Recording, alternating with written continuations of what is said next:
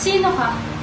At ba't ka na parito? Hindi mo ba alam kamatayan ang makakamtan mo sa pagpunta mo rito? Kaya umalis ka na bago ka pa makita ng sobyente. Nagbibigo ka ba? Hindi kita kailangang mamatay sa aking harapan. Kaya umalis ka na at maghinayang ka sa magigiting mong buhay. Hindi rin ako makamis. Don Juan, kung ako man ay nagalit, pagsubok lamang iyon ng pag-ibig. Ang sobyente!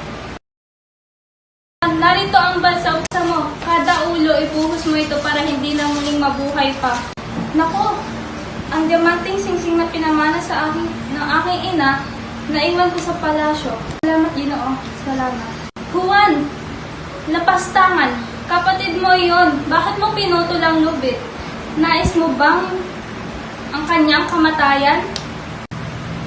Lubayan mo ako, nais kong mapag-isa. Aking kaibigan na Lobo, puntahan mo si Don Juan. Kung sakali man siya ay nasaktan, gamutin mo ang kanyang sulat. At sabihin mo sa kanya, hindi namin nais na iwan siya sa balon.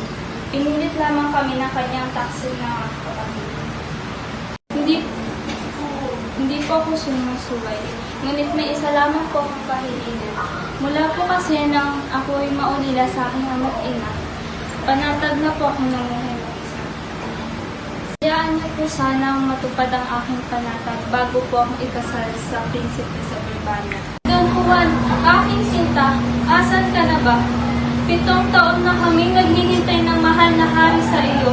Mas pipiliin kong maghintay kaysa pakasalan ng iyong taksil na kapatid. Don Juan, uuwi ka na. O aking mahal, hindi nga ako nagkakamali. Ikaw nga ang aking nakikita. Aking mahal na hari, bigyan niyo po sana ang aking sasabihin. Hinihi ko po sa inyo ang 7 taon na pagbabanan para maiwasang ikasal kay Don Pedro Taksil. Si Don Juan po ang tunay na nagligtas sa akin at sa aking kapatid na si Juana. Pinagtaksilan lamang siya ng kanyang 2 kapatid para maidala kami dito sa Verbania. Kaya, bilang mapakasalan, hindi ako papayag. Ako ang nauna akong may karapatan. At sa ngalan ng banhala, ang una ang may pala. Don Juan, ano ba? Hindi pwede. Maligayang bati susunod na hari. Don Pedro, bukas pa ba ang posisyon bilang reyna mo? Napag-isipan ko lang ang sinabi sa akin ni Don Juan. Nasubukan ko ang magmahal ng iba.